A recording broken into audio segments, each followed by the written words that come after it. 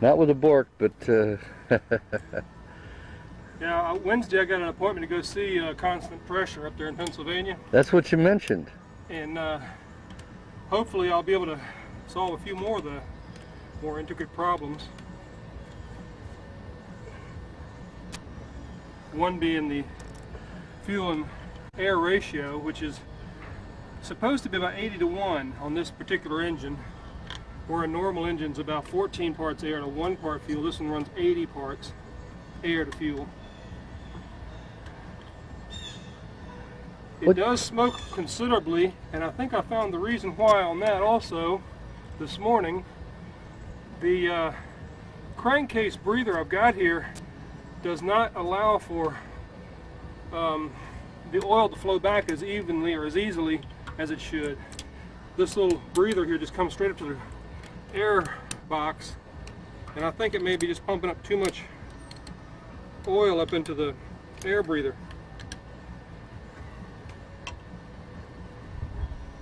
What got you interested in the Bourke in the first place? You mean at Bourke? Yeah.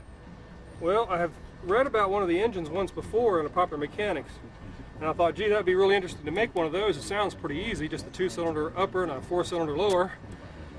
And when I started working on this one, I thought it'd be a cakewalk, you know, something really easy to do.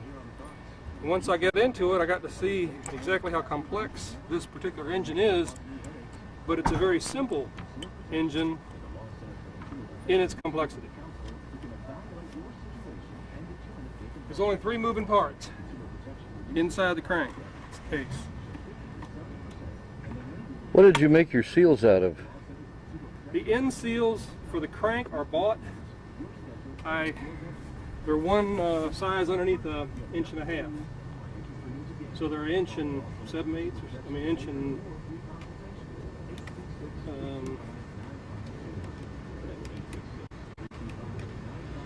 I forget the size.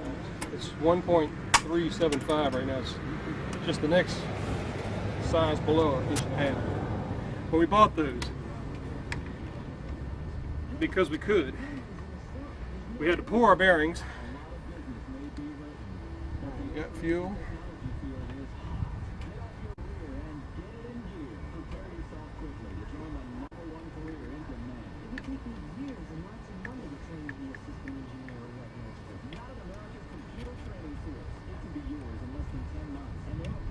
How's your trip so far, Huck?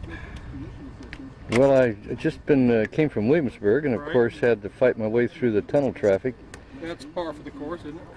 Well, I guess so. I'm not used to it, but I guess I'll get used to it.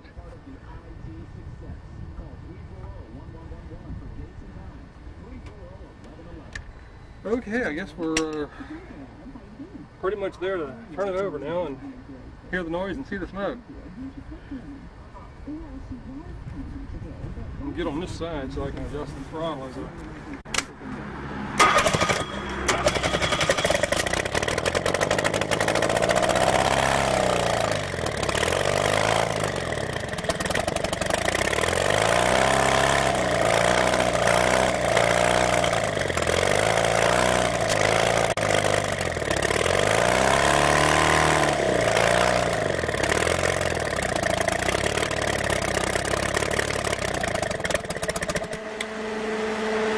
Considerably better than it ran last time I saw it. It ran this time.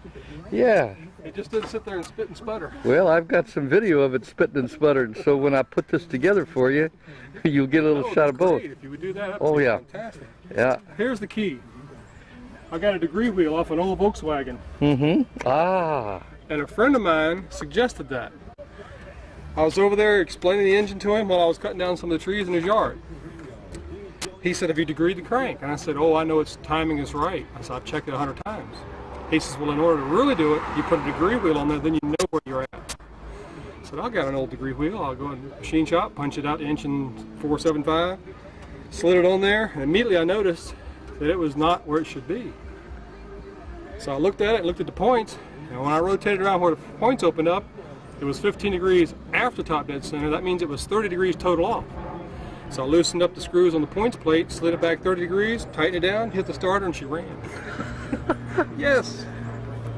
simple things, you know, just the simple things. But this is just the beginning. It's going to have to be a lot more refined, because as you can see, it's smoking, and that's because of the excess oil getting to the rings. And I've got to bring the ring openings to either side and pin them on the piston.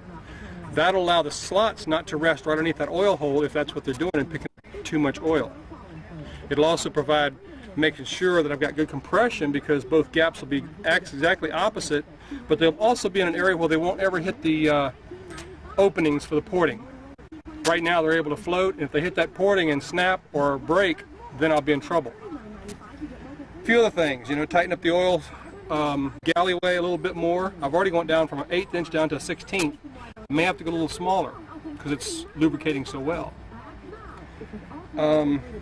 After I solve that problem, the man up in New Jersey has got a injector right here and here on his, and he's injecting right down into the manifold, which goes right into the head.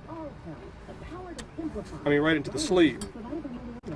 And I want to talk to him about direct head injection right in here, because that way the piston can come up and close off all the porting, and then it'll be injecting it into the cylinder and nothing will go out the exhaust. I got a diagram, let me get that for you. Better not, but there's his engine. Looks good, doesn't it? Well, I've been on about 4 websites. The one this is the constant pressure website, and this is the one he's got. I didn't think much of theirs. He's got one in a dynamo there. He's checking it out. Did you look at the Bourke engine website? Not yet. Do it, because they've got an animation on the engine. That's the first time I actually understood how the mother works. Well, there's a cross section. In fact, what they've done is essentially is to take this drawing and just move it around. Well, they've animated the pistons and the crank. That's excellent. They do stop motion. No, it runs on while you're watching it. You can't once it starts, you can't stop it, but it runs for maybe 10 seconds. Oh, okay. And then you have to bring up the page again to get it to run again. Okay. But that was. But this is the basics of it right here. If you want to take a quick look, the air intake will come down into the green areas, and they'll travel into and underneath the piston. It's trapped under there approximately 2 volumes here to 1 volume above. As the piston comes back down under load, it's compressing the charge. When it gets to the bottom, the ports on the piston open to the ports in the sleeve to a bypass chamber, squirting out the exhaust gases and putting in fresh charge. These little tabulating fins here swirl the dense new mixture to the top of the cylinder, hopefully so none of it goes out the exhaust. I have to add those tabulating fins. I have not done that yet on mine. Controlled vortex combustion chamber. Yep. Also, these should be a hemispherical, not flat like they're shown. This is for the 400 diesel that he was working on, and completed 12 of them, then everything disappeared. But the original 30 cubic inch had a domed head on it and a domed piston, which facilitated the up and over charge and recharge. All right, is your next project going to be a 4? I'm going to try to talk constant pressure, yes, because I'd like to work with them to create a diesel engine for the automotive and, for the tractor trailer and bus industry. Because I think the 400 cubic inch is the way to go for efficiency. You won't have any nitrous oxides coming out the exhaust pipe, and that's what kills a lot of engines today, is all the O2 stuff that comes out. Carbon monoxide, nitrous oxide, sulfur dioxide, all those oxides. Everybody's saying, well, why is there so much pollution? Well, you've thrown so much air in there, and you throw so much more fuel, and only so much fuel can be absorbed or chemically changed by so much oxygen. After that, you get oxides. This particular engine that Bourke creates a high enough temperature with a lean enough charge to match the oxygen with the hydrocarbon that goes in the cylinder. And after they take place, and if there's any extra oxygen, the hydrogen and oxygen combine to make water.